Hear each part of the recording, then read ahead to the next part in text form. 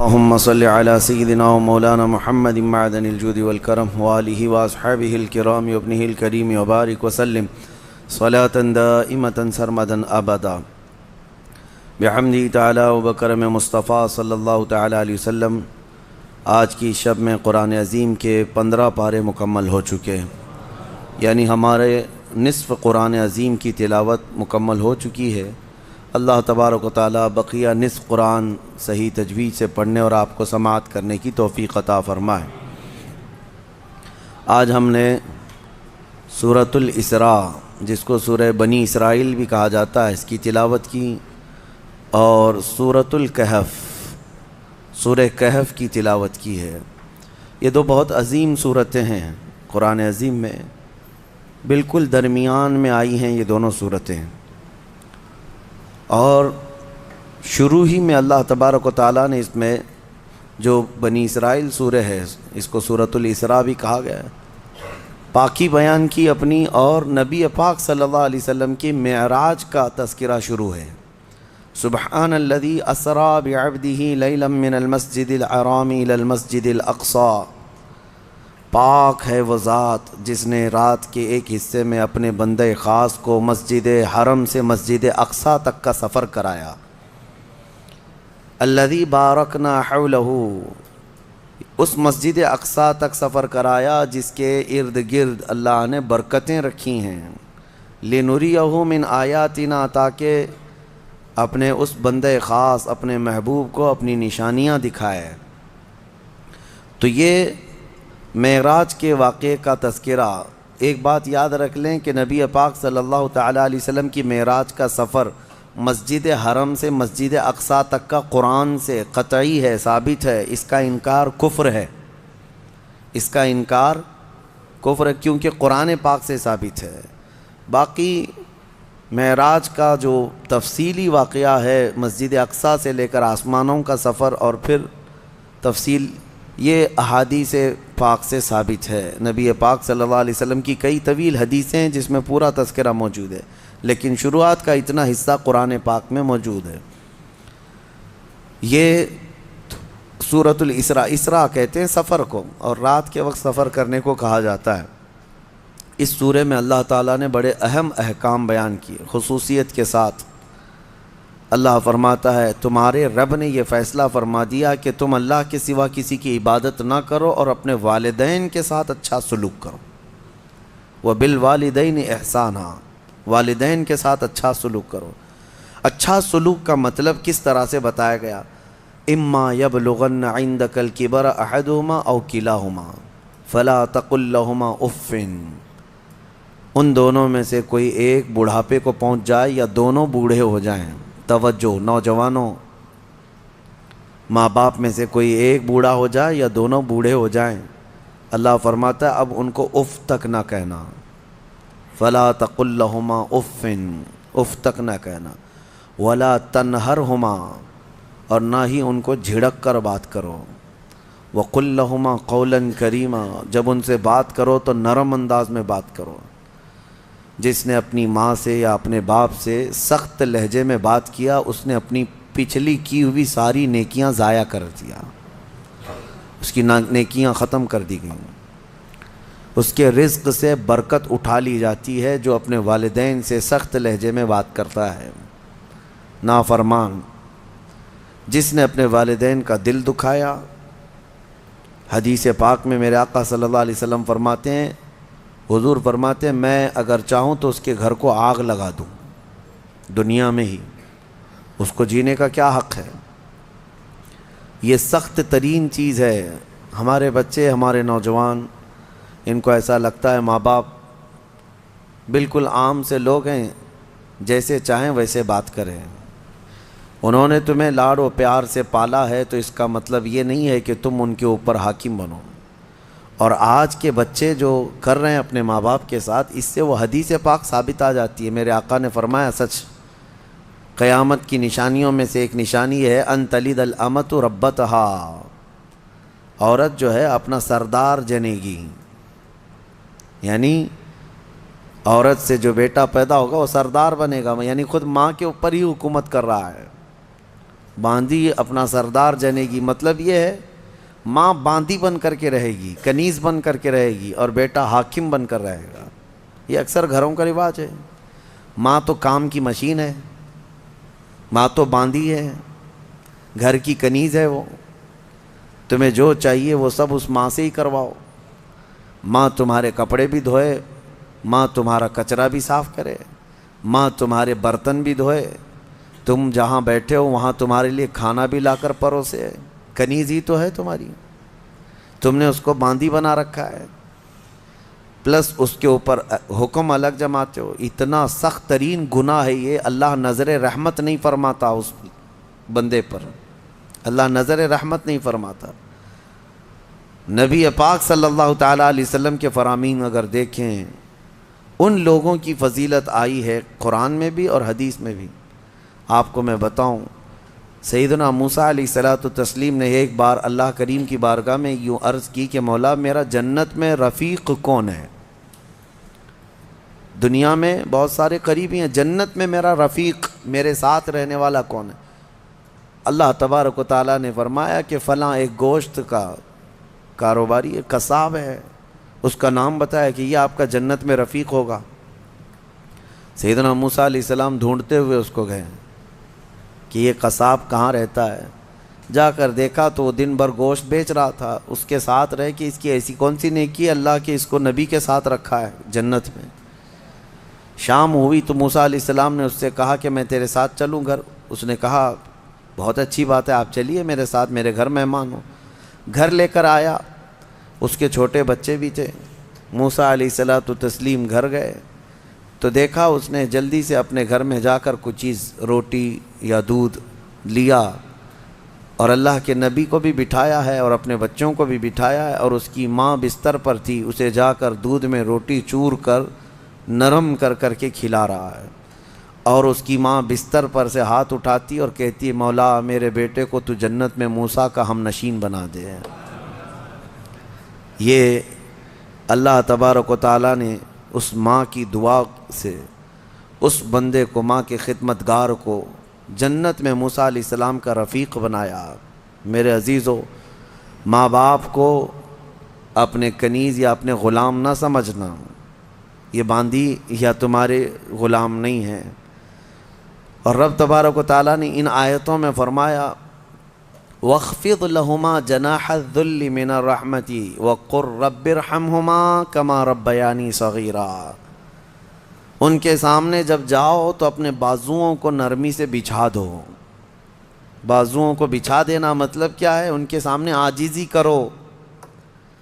تمہارے باپ بوڑھے ہو جائیں، تمہاری ماں بوڑھی ہو جائے، ان کو یہ احساس بھی نہ ہونے دو کہ وہ ایک چیز کو بار بار بول رہے ہیں۔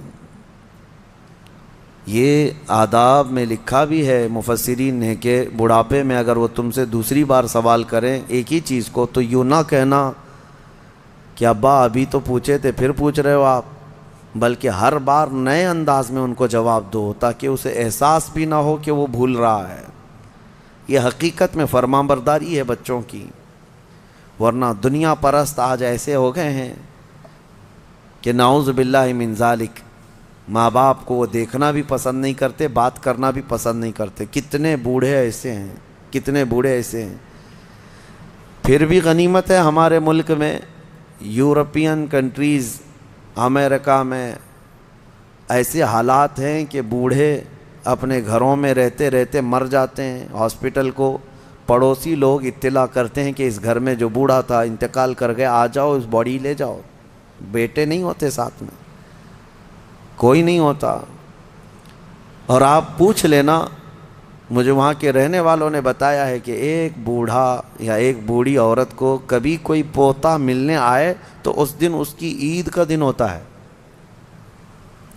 وہاں پر بہت اس کو اہمیت دی جاتی ہے کہ کسی کا پوتا یا کسی کا نواسا، ناتی ملنے کے لیے آ گیا بوڑھے کو، تو کہا گیا کہ اس کا گھر جو ہے عید کی طرح ہو جاتا ہے، اتنی خوشیاں ہوتی ہیں۔ اس طرح سے اولاد کو دور کرنے کا نظام بنا کر وہ دنیا میں امن کی بھی بات کرتے ہیں۔ بہرحال یہ قیامت کی نشانیاں ہیں۔ حضور پاک صلی اللہ تعالیٰ علیہ وسلم نے اس شخص کے لیے ہلاکت کی دعا کی ہے منبر پر کھڑے ہو کر کے میرے آقا نے ہلاکت کی دعا کی ہے، مولا وہ شخص ہلاک ہو، برباد ہو جائے۔ حضرت جبرائیل امین نے دعا کی اور حضور نے آمین کہا۔ وہ شخص ہلاک و برباد ہو جائے جو اپنے ماں باپ کو پایا لیکن ان کی خدمت نہیں کر سکا، ان کی خدمت نہیں کر سکا اور ان کو راضی کر کے جنت نہیں حاصل کر سکا، ایسا شخص ہلاک و برباد ہو جائے۔ حضور نے آمین کہا۔ اس بات کو سمجھو، کتنی مائیں ہیں جو ہمارے پاس اپنے بچوں کے متعلق کہتی ہیں، کتنے باپ ایسے ہیں جو اپنے بچوں کے متعلق ہمارے پاس کہتے ہیں، اور کتنے تو ایسے ہیں جو یہ کہتے ہیں کاش میری اولاد نہ ہی ہوتی تو میں سکون سے ہوتا۔ تو تم ایسے تو نہ بن جاؤ کہ تمہارے والدین تمہارے پیدا ہونے پر بھی افسوس کرنے لگ جائیں، وہ زیادہ دن تک تمہارے ساتھ رہنے والے نہیں ہیں، کیا خبر۔ اس لیے کوشش یہ کرو کہ ان کا احترام کریں، جتنے دن ہیں ان کو سکون کی سانس لینے دو، اور ہو سکے تو اپنے ہاتھ سے ان کی خدمت کرو، اپنے ہاتھوں سے ان کی خدمت کرو، کیونکہ ان کی خدمت کا بدلہ تم دے ہی نہیں سکتے۔ جب تم ماں کے پیٹ میں 9 مہینے تھے، ایک جھٹکا جو تم نے لگایا، تم 7 بار اپنی ماں کو حج کرا کر کے بھی اس جھٹکے کا اجر نہیں دے سکتے، اس کا بدلہ نہیں چکا سکتے۔ تم اپنی ماں کو کندھے پر بٹھا کر حج بھی کرا لو 7 مرتبہ، تب بھی تم اس کا وہ حق نہیں ادا کر سکتے۔ بہت بڑا عظیم حق ہے، اور کتنے ہلکے میں دھڑلے سے نوجوان اپنی ماؤں کو گالیاں تک دیتے ہیں، نعوذ باللہ۔ اور فرمایا گیا کہ جب ماں باپ، ایک نشانی میں آپ کو بتا دوں آپ کی زندگی کی، سب کو بتا دیتا ہوں، اپنی اپنی زندگی میں اس کو جانچ لینا۔ ابھی کل ہی کی بات ہے، میرے سامنے ایک بات آئی تھی، تجربے کی ہے اس لیے میں آپ کے سامنے کہہ رہا ہوں۔ اللہ ایسا ہرگز نہ ہونے دے ہمارے گھر میں، جس دن ماں اور باپ بیٹے سے بات کرنے میں ڈرنے لگ جائیں کہ پتہ نہیں بیٹا ناراض نہ ہو جائے، فرمایا گیا اس دن اس کے رزق کے دروازے بند ہو چکے ہوں گے، اس کی برکت کے دروازے ختم ہو چکے ہیں۔ ماں باپ جب بچے سے ڈرنے لگ جائیں کہ کچھ کہوں گا تو بیٹا روٹھ نہ جائے، الٹا جواب دے دے گا، روٹ کر کے گھر چھوڑ کر بھاگ جائے گا، یہ سب حالات سے جب ماں باپ تم سے بات کرنے میں ڈرنے لگ جائیں، ڈانٹنا تو وہ بہت پہلے ہی چھوڑ چکے ہیں، اب بات کرنے میں بھی ڈرنے لگ جاتے ہیں جب بچہ جوان ہوتا ہے۔ اصل خدمت اور اصل فرمانبرداری یہی ہے کہ تم جوان اور طاقتور ہو اور وہ بوڑھے ہو چکے ہیں، اور جب ماں باپ جوان رہتے ہیں اور بچہ چھوٹا ہوتا ہے سب ادب کرتے ہیں، کیونکہ اس وقت ماں باپ طاقتور ہیں، کما بھی رہے ہیں، اور بچے کے اندر طاقت نہیں، وہ عزت ہی کرتا ہے، احترام کرتا ہے۔ اصل عزت اور احترام اس وقت ہے جب تم کما رہے ہو، طاقتور ہو گئے ہو اور ماں باپ بوڑھے ہو چکے ہیں۔ اب دیکھا جائے گا تمہارا امتحان کہ تم اپنے ماں باپ کے ساتھ اب کس طرح سلوک کرتے ہو۔ اللہ کریم ہم سب کو والدین کی فرما برداری عطا فرمائے، اور جن کے والدین موجود ہیں وہ خدمت کر کے وہ جنت حاصل کریں۔ قرآن پاک کی ایک آیت اللہ تعالیٰ نے یہ بھی فرمایا، وَلَا تَمْشِ فِي الْأَرْضِ مَرْحًا، زمین میں اکڑ کر مت چلو، إِنَّكَ لَن تَخْرِقَ الْأَرْضَ وَلَن تَبْلُغَ الْجِبَالَ طُولًا، تمہارے اکڑ کر کے چلنے سے نہ زمین پھٹے گی، نہ تم پہاڑوں کے برابر بلند ہو سکو گے۔ تم ذرا دیکھو تمہاری حیثیت کتنی ہے۔ جو لوگ اکڑ کر کے گردن اونچی کر کے چلتے ہیں ان کے لیے کہا گیا ہے کہ غرور اور گھمنڈ آدمی کو ڈبو دیتا ہے، اور یہی غرور دنیا کا سب سے پہلا گناہ ہے جو شیطان کے اندر آیا۔ اس نے آدم علیہ السلام کو سجدہ جو نہ کیا وہ اکڑ ہی تو تھی، میں کیوں جھکوں اس کے سامنے، اور یہ اکڑ اللہ کو بالکل پسند نہیں۔ حدیث پاک میں ہے قیامت کے دن جو غرور اور تکبر کرتے تھے ان کو چونٹیوں کی طرح بنایا جائے گا، اور پورے اہل محشر سے کہا جائے گا ان کو اپنے پیروں سے روندو۔ غرور اور تکبر نہ آنے کے لیے جو علاج ہے اس میں کوشش یہ کرو کہ سلام میں تم پہل کرو، مسلمان کو دیکھو تو پہلے سلام کرو۔ عاجزی آنے کا ایک راستہ ہے، غرور اور تکبر کو ختم کرنے کا ایک ذریعہ ہے۔ میرے آقا صلی اللہ علیہ وسلم نے فرمایا سلام کرو ہر ایک کو۔ اور دوسری بات یہ ہے کہ نبی پاک صلی اللہ تعالیٰ علیہ وسلم نے یہ فرمایا کہ جو شخص یہ خواہش کرتا ہے کہ لوگ اس کے لیے کھڑے رہیں، جو خواہش کرتا ہے تو اس کے اندر یہ تکبر ہے۔ جو شخص یہ خواہش کرتا ہے کہ لوگ اس کے عزت کے لیے کھڑے رہے ہیں، وہ اس کے اندر غرور ہے، تکبر ہے۔ ہاں، بغیر اس کی خواہش کے کوئی تعظیم کرتا ہے تو یہ اس پر قصور نہیں ہے۔ علماء کرام کا، اساتذہ کا، مشائخ کا ہم ادب کرتے ہیں، کھڑے ہوتے ہیں، لیکن ان کے حکم سے نہیں ہے، یہ ہم اپنی عاجزی کے ساتھ کھڑے ہوتے ہیں۔ یہ ادب ہر ایک کے دل میں ہے۔ ماں باپ آئے ہیں تو ہم کھڑے ہو جاتے ہیں۔ ماں باپ کے لیے کھڑا ہونا، مشائخ کے لیے کھڑا ہونا، یہ ایک مستحسن کام ہے۔ لیکن ہر آدمی اگر کوئی یہ سوچے کہ سارے دنیا میرے لیے کھڑی ہوتی رہے تو اس کے اندر یہ تکبر ہے، اس کے اندر غرور ہے، یہ گھمنڈ ہے۔ اللہ تعالیٰ ایسی چیزوں سے محفوظ فرمائے۔ میں سورہ کہف کو عرض کرتا ہوں کیونکہ بہت فضیلت والی سورہ آج ہم نے تلاوت کی ہے۔ بالکل بیچوں بیچ میں یہ سورہ آئی ہے قرآن پاک کے، سورۃ الکہف۔ اس کی فضیلت یہ ہے کہ نبی پاک صلی اللہ علیہ وسلم نے فرمایا جو اس کو شب جمعہ پڑھے گا، یعنی جمعہ کے دن یا مغرب سے لے کر کے جمعرات کا دن جب ختم ہو جاتا ہے، مغرب سے جمعہ کا دن شروع ہوتا ہے، دوسری مغرب آنے تک جو سورہ کہف کی تلاوت کرے گا، اس کے جہاں تلاوت کر رہا ہے وہاں سے لے کر خانہ کعبہ تک اللہ ایک نور پیدا فرمائے گا۔ اور بھی بہت ساری فضیلتیں کنز العمال میں آئی ہیں۔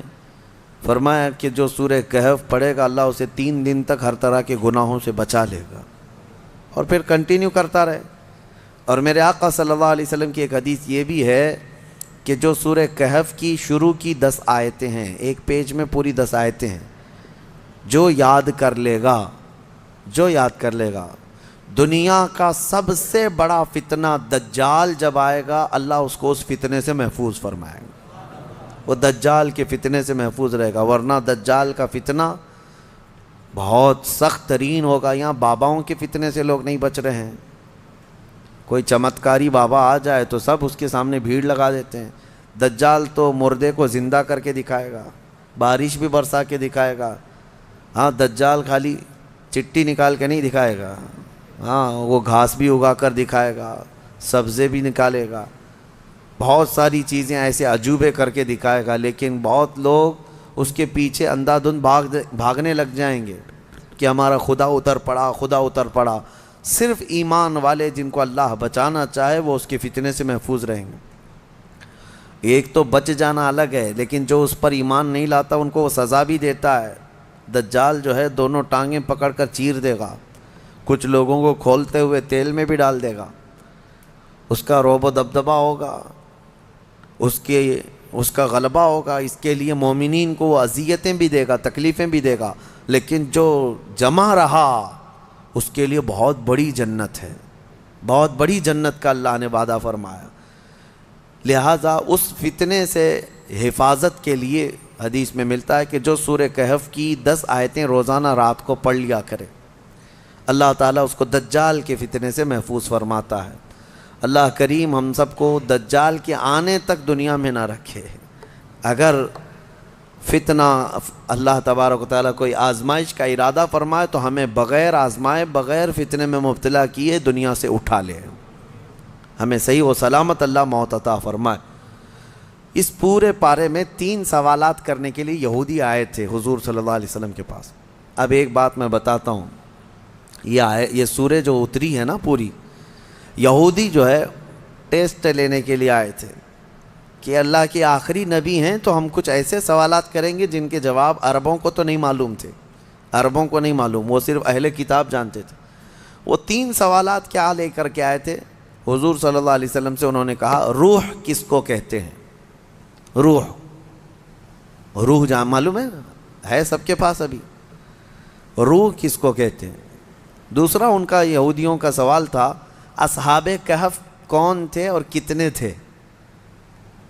یہ غار والے لوگ کون تھے اور کتنے تھے؟ یہ سوال انہوں نے لا کر کے پیش کیا۔ تیسرا سوال تھا ذوالقرنین کون ہیں؟ حضور پاک صلی اللہ علیہ وسلم نے فرمایا جاؤ میں کل اس کا جواب دوں گا۔ اب سنو، یہ کس کے لیے؟ نبی رحمت سید الانبیاء کے لیے۔ سنو توجہ سے، جو بڑے ڈھیٹ سے کہتے ہیں نا، عام لوگوں کی بات کر رہا ہوں۔ رسول رحمت صلی اللہ علیہ وسلم نے یہودیوں سے کہا کہ کل آ جانا، میں بتا دوں گا۔ تو حضور کا یہ ارادہ تھا کہ آیتیں اتریں گی، وہی آئے گی تو میں اس سے جواب دوں گا۔ کوئی آیت نہیں آئی، کوئی وحی نہیں آئی۔ دوسرے دن یہودی آئے، حضور پاک صلی اللہ علیہ وسلم نے ان سے فرمایا کہ جاؤ، میں اور کل بتاؤں گا۔ 2 مرتبہ 3 مرتبہ حضور صلی اللہ علیہ وسلم نے ٹال دیا، اور یہودیوں کو یہی چاہیے تھا، بہانہ بدنام کرنے کے لیے، پروپیگنڈا پھیلانے کے۔ اب آیتیں نہیں آئیں، کئی دن تک وقفہ ہو گیا۔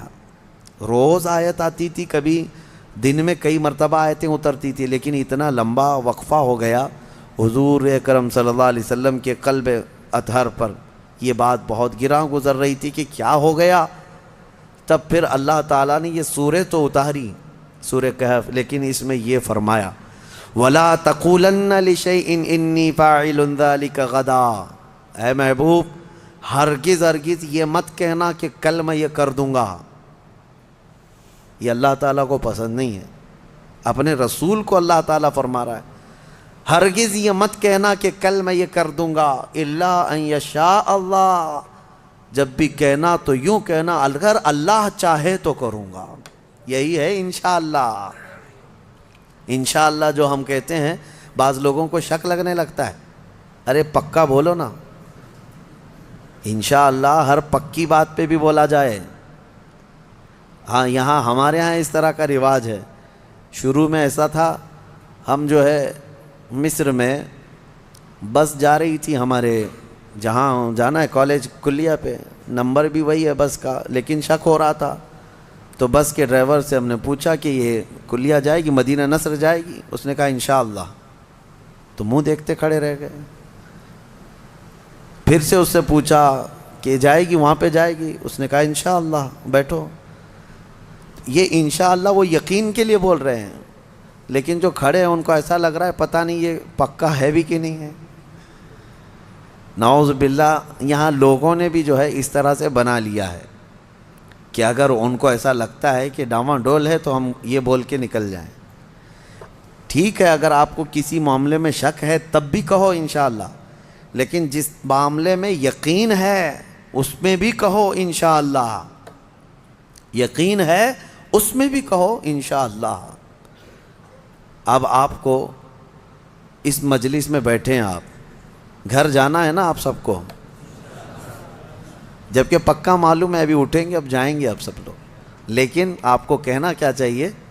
انشاءاللہ۔ اگر اللہ چاہے تو میں جاؤں گا، ورنہ ہمیں پتہ نہیں، دروازے کے باہر نکلنے سے پہلے بھی موت آ سکتی۔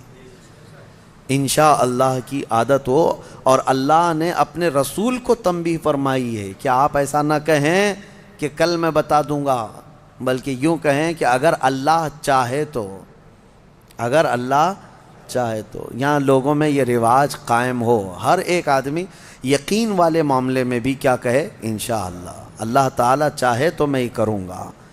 ہمارے استاد ایک کہتے تھے، ایک آدمی گھوڑا خریدنے کے لیے آیا، پیسے تھے اس کے پاس 50,000 روپے۔ امام صاحب کے پاس آیا، کہا کہاں جا رہے ہو؟ کہا گھوڑا خریدنے جا رہا ہوں۔ تو حضرت نے پوچھا کب؟ آج ہی خریدو گے؟ کہا اب بھی خرید کے لا رہا ہوں۔ امام صاحب نے، حضرت نے کہا بیٹا انشاءاللہ بولو۔ کہا انشاءاللہ انشاءاللہ کچھ نہیں، ابھی جا رہا ہوں مارکیٹ میں، دیکھو پیسہ بھی ہے، لے کے یہاں آؤں گا۔ یہ یہاں کا رواج ہے، یعنی انشاءاللہ وغیرہ کی ضرورت نہیں ہے، ابھی جا رہا ہوں پکا ہے، لے کے ہی آؤں گا۔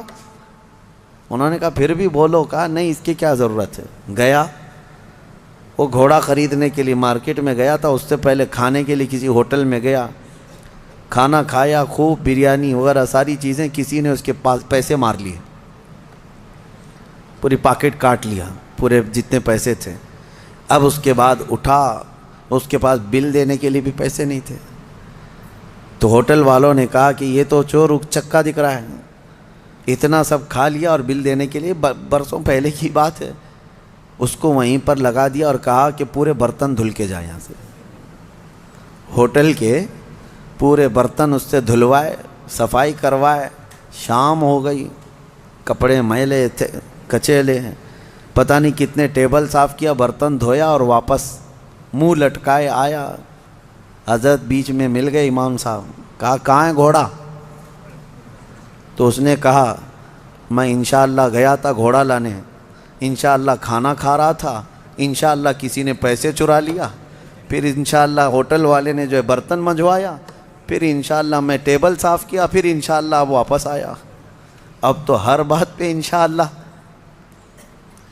میرے عزیزو، یہ کوئی انشاءاللہ یہ محاورہ نہیں ہے، تکیہ کلام نہیں ہے، یہ یقین کو جتاتا ہے اللہ کی ذات سے آپ کا کتنا گہرا تعلق ہے۔ لٹ جانے کے بعد مت کہو، سب کچھ ہونے کے وقت بھی کہو کہ اگر میرا مولا چاہے۔ اسی طرح کی ایک روایت حضرت سلیمان علیہ السلام کے متعلق ہے۔ ان کی 100 بیویاں تھیں۔ انہوں نے ایک رات یوں کہا کہ آج کی رات میں اپنی ساری بیویوں کے پاس جاؤں گا، سب سے صحبت کروں گا اور ہر ایک سے ایک مجاہد بیٹا پیدا ہوگا۔ لیکن انہوں نے انشاءاللہ نہیں کہا تھا۔ وہ گئے، رات ساری بیویوں سے ملاقات کی۔ اللہ کے نبی ہیں، نبی کی طاقت کو عام انسانوں سے کمپیئر نہیں کریں بہرحال، لیکن ان کے اس قول کا کچھ بھی نہیں ہوا۔ بعد میں ایک ہی بیوی سے ایک بیٹا پیدا ہوا، کمزور۔ روایتوں میں یہ فرمایا گیا کہ اللہ نے فرمایا اگر انشاءاللہ وہ کہتے، اللہ اگر چاہے تو رب تعالیٰ ساری چیزیں ویسی ہی فرماتا جیسے انہوں نے کیا۔ بہرحال یہ تنبیہ کے لیے ہے، درس کے لیے۔ اب جب نبیوں کے لیے اللہ تعالیٰ نے یہ فرمایا ہے تو عام انسانوں کے لیے کیا ہے؟ خیر، آیتیں اتری اور پھر اللہ نے بتا دیا اپنے محبوب کو روح کیا چیز ہے، اصحاب کہف کون تھے، ذوالقرنین کون ہے۔ یہ تینوں کے جوابات جو یہودی پوچھ کر کے پروپیگنڈا پھیلا رہے تھے کہ رسول کو نہیں پتہ ہے، اللہ نے قرآن میں یہ تینوں کے جوابات اتارے۔ روح اللہ کا ایک حکم ہے، اللہ کا نور ہے۔ اور اصحاب کہف اللہ نے فرمایا کچھ لوگ کہتے ہیں 5 تھے 6 تھے اور کچھ کہتے ہیں 7 تھے، 8واں ان کا کتا ہے۔ اے محبوب آپ فرما دیں ان کی صحیح تعداد اللہ ہی کو معلوم ہے۔ 7 لوگ تھے نوجوان۔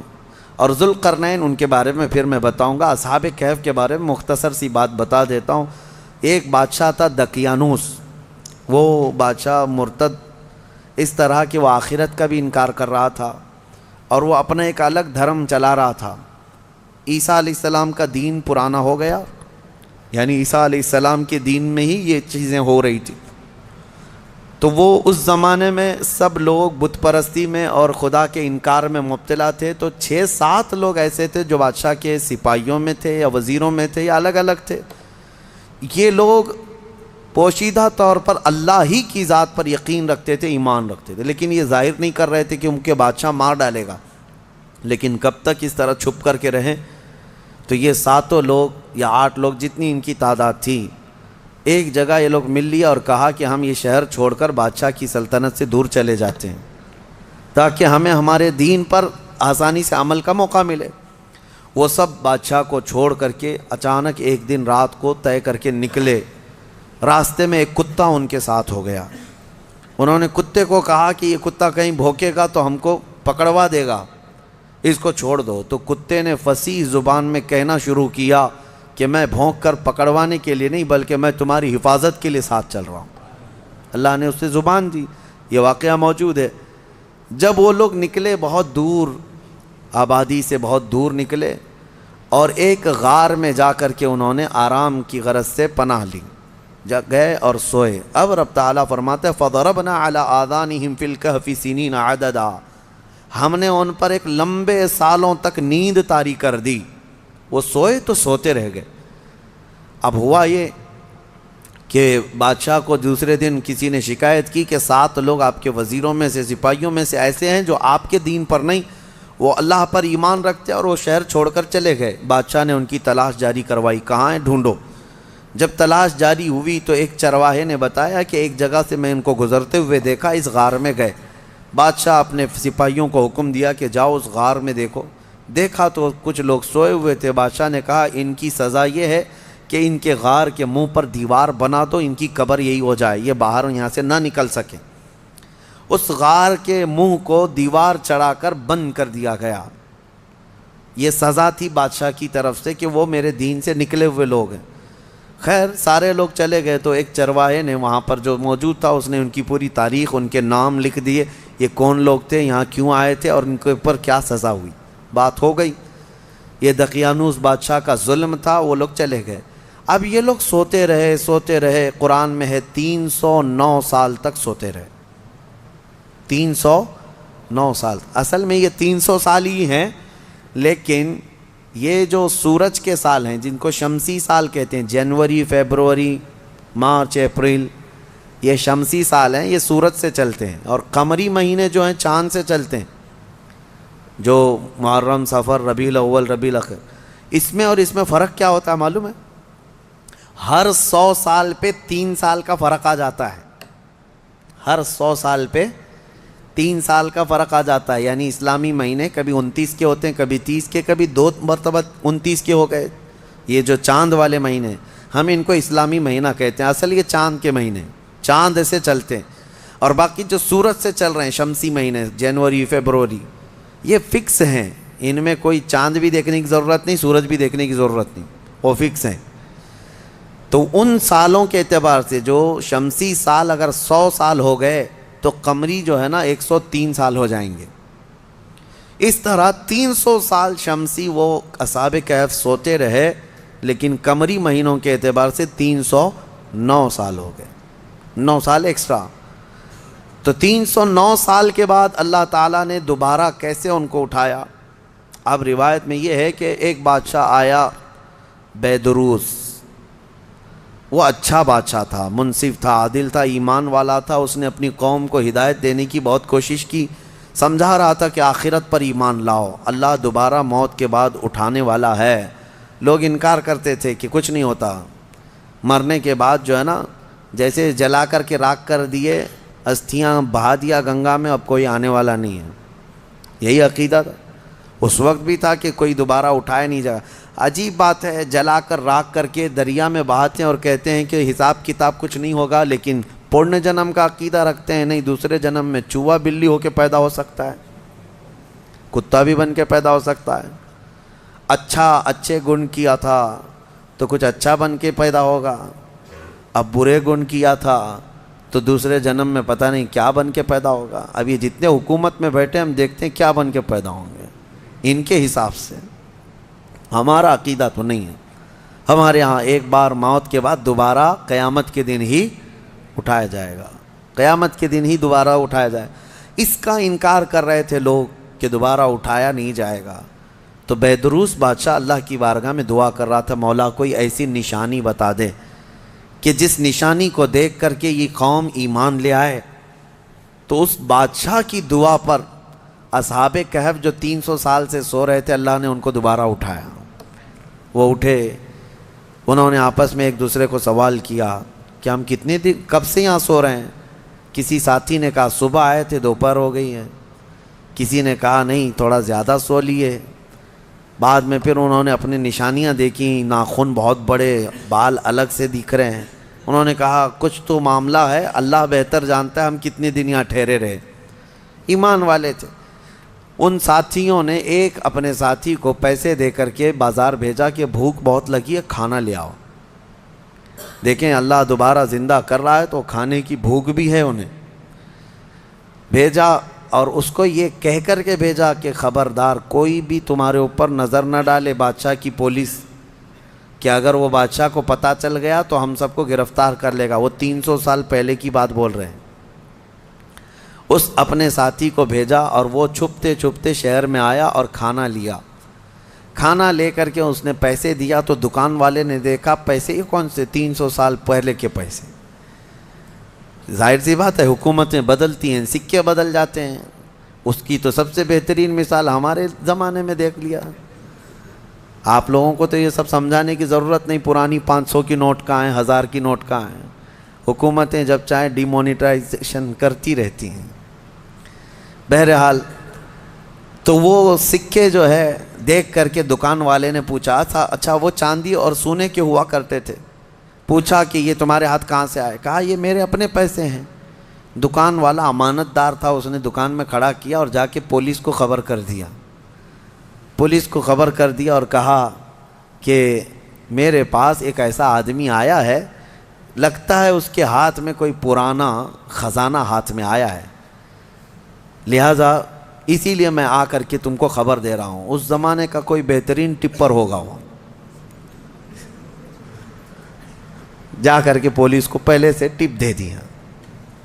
ہیں بہت سارے لوگ. اور مجھے تو افسوس اس بات کا ہوتا ہے کہ ہم پر یہ بلیم بھی کرتے ہیں کچھ بڑے لوگ کہ آپ کے محلے ٹپروں سے بھرے ہوئے ہیں. یعنی پولیس کو کہ مخبر جاسوس مسلمان محلوں میں بہت بھرے ہوئے ہیں. یہ سب دوسرے لوگ ہم سے کہتے بھی ہیں. خاص کئی لوگ اسی کام میں صبح و شام کر رہے ہیں. اب تو لوگوں کو شرم بھی نہیں آتی, فخر سے کالر چوڑا کر کے بولتے ہیں ہاں ٹپ دیتے ہیں, جاسوسی کرتے ہیں. کس کی؟ مسلمانوں کی. اللہ انہیں ہدایت عطا فرمائے. تو وہ بیچارہ دکان والا پولیس کو جو جا کر کے خبر کر دیا, پولیس پوری آ گئی بادشاہ کی, لیکن کون سے؟ اب کے بادشاہ کی, بیدروس کی. یہ اصحاب کہف میں سے جو لے کے کھانا لینے آئے تھے ان کو پکڑ لیا, کہا کہ تمہارے پاس یہ پیسے کہاں سے آئے؟ کہا یہ میرے اپنے پیسے ہیں, میرے اور بھی ساتھی وہاں انتظار کر رہے ہیں. بادشاہ کے سامنے لے کر کے حاضری پیشی کر دی پولیس نے. بادشاہ نے پوچھا یہ کیا ہے, کہاں سے آئے ہو؟ انہوں نے اپنا واقعہ بتایا. اس کرسی پر آپ تو نہیں, کوئی اور تھا. یہاں ہم جب گئے تھے کوئی اور تھا, اب آپ آئے ہمیں معلوم نہیں ہے. ہم یہاں سے اپنا ایمان بچا کر گئے تھے, ہم سوئے غار میں اور بھوک لگی تو کھانے کے لیے آئے. بیدروس کو معلوم تھا کہ ایک دقیانوس بادشاہ کے ظلم سے کچھ لوگ شہر چھوڑ کر گئے تھے اور ان کے غار پر دیوار بنا کر ان کی قبر بنا دی گئی تھی. جیسے ہی بیدروس کو یہ پتہ چلا کہ ان میں سے کوئی آیا ہے, کرسی چھوڑ کر اٹھا اور کہا لے چلو مجھے تمہارے ساتھیوں کے پاس. بادشاہ اپنی فوج کے ساتھ نکل پڑا اس غار کے پاس جہاں یہ لوگ سوئے تھے. اب غار میں موجود دوسرے ساتھیوں نے دیکھا تو کہنے پکڑا گیا ہمارا ساتھی, دیکھو پوری پولیس کے ساتھ آ رہا ہے. لیکن جب بادشاہ آیا دیکھا ان اصحاب کہف کو, دیوار پر ان کی پوری تاریخ بھی موجود ہے اور یہ زندہ سلامت بیٹھے ہوئے ہیں. سارے بادشاہ کے ساتھ پوری قوم جتنی تھی سب کے سب اللہ کی بارگاہ میں سجدے میں گر گئے کہ ہم ایمان لاتے ہیں مولا تو قادر مطلق ہے. 300 سال کی نیند کے بعد کسی بھی انسان کو جب اٹھا سکتا ہے تو مرے ہوئے راکھ میں گئے ہوئے انسان کو بھی اٹھانے پر اللہ تو قدرت رکھتا ہے. بے شک مولا میرا قادر ہے. اور اسی لیے رب تعالیٰ نے قرآن میں فرمایا منہا خلقناکم وفیہا نعیدکم ومنہا نخرجکم تارۃ اخری. پتہ ہے یہ ہم دعا کہاں پڑھتے ہیں؟ ولیمے میں, کھانا کھانے کے وقت, قبرستان میں مٹی دینے کے وقت. ہاں کیوں پڑھتے ہیں؟ اس کا مطلب یہ ہے اللہ فرماتا ہے ہم نے اسی سے تمہیں پیدا کیا, مٹی سے, اسی سے ہم نے تمہیں پیدا کیا اور اسی میں ہم تم کو لے جائیں گے اور اسی سے ہم تم کو دوبارہ اٹھائیں گے. مٹی دینے کے وقت ہر ایک کو یہ احساس ہونا چاہیے میں اسی سے پیدا ہوا ہوں, اسی میں جاؤں گا اور اسی سے پھر اٹھایا جاؤں گا. تو سارے سجدہ ریز ہوئے, ایمان لائے اور پھر اصحاب کہف واپس اپنے غار میں گئے, پھر سو گئے اور پھر ان کو لمبی نیند آئی اور ایسی نیند آئی کہ آج تک سو رہے ہیں. حدیث پاک میں وہ ابھی بھی سو رہے ہیں. قیامت کے قریب اللہ ان پر صرف موت طاری کرے گا, ورنہ ابھی تک وہ سو رہے ہیں. اور ہر عاشورہ محرم کی 10ویں تاریخ کو وہ کروٹ بھی بدلتے ہیں. اصحاب کہف آج بھی سو رہے ہیں اپنے غار میں. اور قرآن میں اللہ نے فرمایا ان کے غار کو اللہ نے ایسا رکھا ہے کہ سورج بھی ان کے غار کے اوپر سے نہیں جاتا. سورج کی تیز روشنیاں ان کے اوپر نہیں آتی. وہ غار اوپر سے چھپا ہوا نہیں ہے, وہ کھلے میدان میں سوئے ہیں. سورج جب ان کے غار کے اوپر سے جاتا ہے تو دائیں ہو جاتا ہے یا بائیں ہو جاتا ہے موسموں کے حساب سے, سیدھے ان کے اوپر سے نہیں جاتا. موسموں کے تھپیڑوں سے اور سختیوں سے بھی اللہ نے ان کو محفوظ رکھا ہے. اور قرآن میں اللہ فرماتا ہے کہ تم اگر دیکھو گے وَتَحْسَبُهُمْ أَيْقَاظًا وَهُمْ رُقُودٌ وَنُقَلِّبُهُمْ ذَاتَ الْيَمِينِ وَذَاتَ الشِّمَالِ وَكَلْبُهُمْ بَاسِطٌ ذِرَاعَيْهِ بِالْوَصِيدِ. دیکھنے والا دیکھے گا تو ایسا لگیں گے کہ وہ زندہ بیٹھے ہوئے ہیں جبکہ وہ سو رہے ہیں. اللہ فرماتا ہے اور وہ کبھی دائیں اور بائیں پلٹتے رہتے ہیں اور ان کا کتا پالتی مار کر ان کے قدموں میں بیٹھا ہوا ہے. لَوِ اطَّلَعْتَ عَلَيْهِمْ لَوَلَّيْتَ مِنْهُمْ فِرَارًا. اللہ فرما رہا ہے اگر تم دیکھنے کی کوشش کرو گے پیٹ پھیر کر کے بھاگ جاؤ گے. تمہارے اوپر اللہ ایسا رعب ڈالے گا کوئی دیکھ نہیں سکے گا. کوئی دیکھ نہیں. اب جارڈن میں ایک جگہ اصحاب کہف کا غار کہہ کر کے بتایا جاتا ہے اور لوگ اندر گھس کے دیکھ کے بھی آتے ہیں, ویڈیو بھی کر کے آتے ہیں, لیکن قرآن کے اعتبار سے مجھے نہیں لگتا. یہ پتہ نہیں جا کر ہڈیوں کے ویڈیو بنا کر کے لاتے ہیں, اور انٹرنیٹ پہ بھی بہت سارے ویڈیو پڑے ہیں اصحاب کہف کا غار, اصحاب کہف کا غار. یہ غار کہاں ہے اور اللہ کیسے محفوظ رکھا ہے, آپ وہاں جا نہ سکیں گے. رعب ایسا اللہ تعالیٰ نے اس غار پر رکھا ہے. اب خلاصہ کلام یہ ہے کہ اس میں جو چیزیں عبرت کی ہیں وہ میں کہتا ہوں. وہ کون تھے؟ اللہ کے نبی تھے؟ وہ کون تھے؟ رسول تھے؟ فرشتے تھے؟ نہیں. اللہ فرماتا انہم فتیۃ آمنوا بربہم, بس وہ نوجوان تھے جو اپنے رب پر ایمان لائے تھے. اگر نوجوان مضبوط ایمان لائیں, مولا صدیوں تک ان کی حفاظت فرماتا ہے. ان کے ایمان کی برکت دیکھیں. اور اتنا ہی نہیں, وہ اچھے لوگ تھے, اچھے لوگ تھے. میاں کتا کیا کر رہا ہے؟ کتا کیوں ابھی تک محفوظ ہے؟ اور بلکہ بعض روایات میں ہے جانوروں کو تو قیامت کے دن ختم کر دیا جائے گا, ان کا معدوم کر دیے جائیں گے. یہ ان کے لیے جنت دوزخ نہیں ہے, لیکن اصحاب کہف کا کتا جنت میں جائے گا. کتا بھی جنت میں جائے گا. اس کی وجہ یہ ہے, فرمایا کہ کتا جنت میں جا رہا ہے, وجہ یہ ہے کہ اللہ والوں کے دامن سے لگا ہوا ہے, اللہ والوں کے ساتھ بیٹھا ہوا ہے.